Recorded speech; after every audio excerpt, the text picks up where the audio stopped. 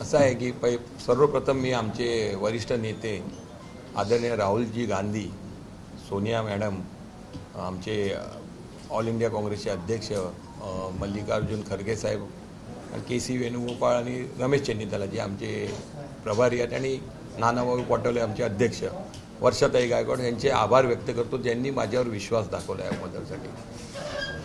आणि दुसरी गोष्ट, तुमचा जो प्रश्न आहे, पियुष गोयलजी गुजराती उमेदवार, किती दिवस आपण जातीपातीचं राजकारण करणार आहोत? गेली 10 वर्ष आपण तेच बघतोय. लोकांमध्ये द्वेष, हिंदू मुस्लिम, आणि उत्तर मुंबईचं बालेकिल्ला असं काही नाही आहे. गोपाल शेट्टी साहेब तिकडं 10 वर्षापासून आमदार होते, स्थानिक होते, चांगलं काम करत होते, आम्ही बघत होतो त्यांच्यावर मी पण बरीच कामं केली. मी पण 32 वर्षापासून त्या जिल्ह्यामध्ये काम करत आहे, NSY पासून. म्हणजे 92 कॉलेजमध्ये UR होतो, त्याच्या 96ला मी चरणसिंग सप्रा यांच्याबरोबर मुंबईचे अध्यक्ष झाले, त्यांच्यावर अध्यक्ष होता या जिल्ह्यामध्ये. बेसिक काँग्रेसचा अध्यक्ष झालो, ब्लॅक काँग्रेसचा, नंतर मुंबईमध्ये खजिनदार झालो मुंबई काँग्रेसचा, नंतर तर व्हाईस प्रेसिडेंट आहे. म्हणजे मी छोट्यापासून लहानपणापासून काम करत आलेलो आणि जमिनीशी जोडलेला मी कार्यकर्ता आणि भूमिपुत्र आहे तिकडचा. आणि पार्टीने तेच पाहून मला उमेदवारी दिलेली आहे. आणि स्थानिक असल्यामुळे माझा गुजराती म्हणा किंवा मराठी माणूस म्हणा किंवा उत्तर भारतीय आणि शीख कम्युनिटी पण तिथे आमच्या बाजूलाच गुरुद्वारा आहे, सर्वांशी माझं जवळचा संबंध आहे. आणि मला नाही वाटत ती गुजराती बघून कॅन्डिडेट देते, आणि हाय प्रोफाईल कॅन्डिडेट आहे. मला गेल्या महिन्यापासून संकेत होतो, जेव्हा त्यांची उमेदवारी त्यांची निश्चित झाली, त्यांचं नाव डिक्लेअर करण्यात आले भाजपातर्फे, तेव्हाच तिकडे स्थानिक म्हणजे सो कॉज जे BJPचे नेते आहेत, जे त्यांच्याशी माझा रोजचा संबंध येतो, त्यांचे मेसेज यायला सुरू झाले की तुम्ही स्थानिक उमेदवार करा, तुम्ही प्रयत्न करा, आणि तुमचं जमिनीशी तुम्ही जुडलेले आहेत, तुम्हाला लोकल समस्यामध्ये काम पण केलं आहे. म्हणजे विभागीय क्रीडा संकुल असा, रेल्वेच्या समस्या, ट्रॅफिक संबंधित समस्या, त्यामध्ये भरपूर काम केलेलं सर्व लोकांना माहिती आहे. तर तुम्ही निश्चितपणे त्यामध्ये त्यांना मात देऊ शकता. आणि बालेकिल्ला वगैरे असं काही नाही आहे. इथे हवा होती तेव्हा, आता यावेळेला 4 जूनला तुम्ही पहा, निर्णय येऊन तुम्हाला लक्षात येईल की काय परिणाम झालेले आहे. आणि त्यांच्या पुढे ते हाय प्रोफाईल, त्यांना भेटायला त्यांच्या पक्षातील मोठ्या नेत्यांना प्रतीक्षा करावी लागते. सामान्य नागरिकाचं काय? आणि मी सामान्य नागरिक कनेक्ट आहे, 24/7 त्यांच्याशी जोडलेलं आहे. ऑफिस आहे माझं, तिकडे बसले होतो.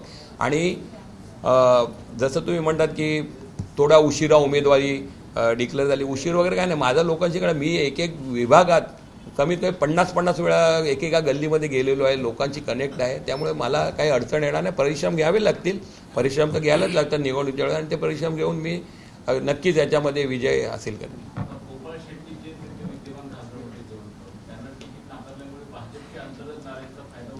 बिलकुल बिलकुल, मी अगोदर सांगितलं, त्यांचेच मेसेज होते, त्यांच्या अंतर्गतच मला मेसेज की तुम्ही स्थानिक उमेदवार द्या, तुमच्यासारखा सक्षम असेल तर लोक.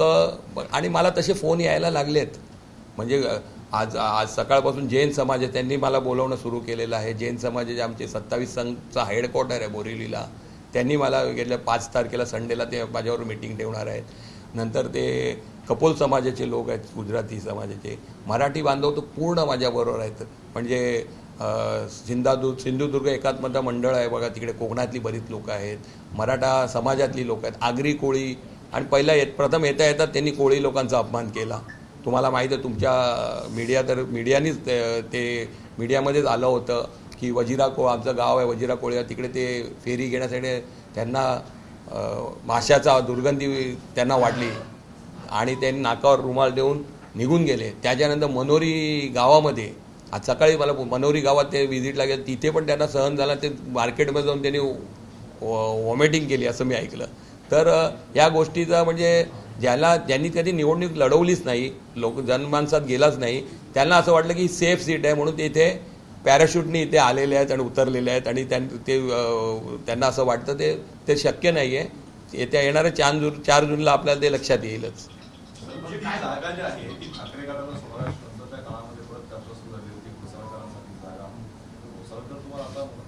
रात्री घोसाळकर पूर्ण वेळ माझ्याबरोबर होते.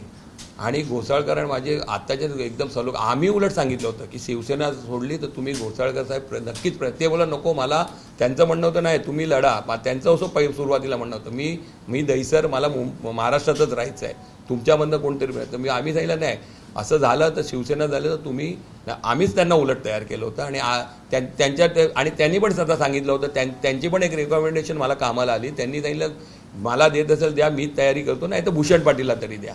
त्यांचा हा निरोप आहे आणि त्यांची साथ माझ्यावर आहे. ते माझ्या मोठ्या बंधूसारखे आहेत आणि नेहमीच आपल्याला ते मदत करत असतात आणि म्हणजे मार्गदर्शन करत असतात मोठ्या भावाचे. आणि काल रात्री 12:30 त्यांचा काल वाढदिवस असताना देखील ते माझ्यावर 12:30पर्यंत माझ्याबरोबरच होते आणि ते माझ्यावर असणार, पूर्ण त्यांचं सहकार्य असणार. भूषणजी, गोपाल शेट्टी तुला तुम्ही मदत मागणार का? कारण गोपाल शेट्टी नाराज आहे, बाहेरचा उमेदवार आणि त्यांची उमेदवारी असल्याने त्याचा तुम्हाला फायदा. असं आहे ना, गोपाल शेट्टी तिकडचे खासदार आहेत, अजूनपर्यंत खासदार आहेत ना. ते आता 4 जून नंतर ते बदली होतील तर गोष्ट वेगळी आहे, पण ते पक्षाचे खासदार आहेत. मी त्यांच्या पण ध्यानी आलंच असेल की त्यांच्यावर काय अन्याय झाला आहे आणि मी डायरेक्टली तर त्यांना बोलू शकत नाही, ते भाजपाचे खासदार आहेत.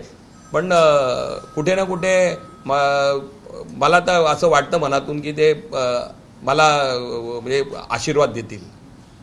तुमचे मुद्दे काय असेल जेव्हा तुम्ही लढताना वेगवेगळे मुद्दे मांडलेले, तुमचे काय मुद्दे असतील? असं आहे ना की स्थानिक मुद्दे तर बरेच आहेत. रेल्वेच्या समस्या, मग तुम्ही बघितलं बोरिवली परिसरात जाल तिकडे ट्रॅफिक, रेल्वे स्टेशनच्या बाजूला मालाड स्टेशन जात, कांदिवली स्टेशन, प्रत्येक स्टेशनच्या बाजूला म्हणजे माणूस चालू शकत नाही. रहदारीचा मोठा विषय आहे. त्याच्यानंतर तिथे सुपर स्पेशालिटी हॉस्पिटल नाही आहे, तिकडनं डायरेक्ट नानावटीला यावं लागतं. त्या जिल्ह्यात एकही सुपर स्पेशालिटी हॉस्पिटल नाही आहे. क्रीडा संकुलाचा प्रश्न आहे, तिथे पर्यावरणाचा मोठा प्रश्न आहे, मॅनग्रोव्ज वगैरे गोराई मनोरी असल्यामुळे तो प्रश्न आहे. हे बरेच प्रश्न आहे, म्हणजे तुम्हाला मी आता माझ्या याच्यामध्ये दिसेलच. आणि त्याचबरोबर देशाचे प्रश्न आहेच ना, बेरोजगारी आहे, महागाई आहे, महिलावरील अत्याचार आहेत, जे आमचे राहुलजीने गॅरंटी सांगितलं, ठोकून सांगते. आणि जसं आता डॉक्टर भालचंद्र मुरगेकरांनी सांगितलं, सर्वात मोठी गोष्ट म्हणजे ह्यांचा संविधान बनवण्याचा तो डाव आहे, लोकशाही संपवायचा डाव आहे. हे मुद्दे आहेच ना. एबीपी माझा, उघडा डोळे बघा नीट.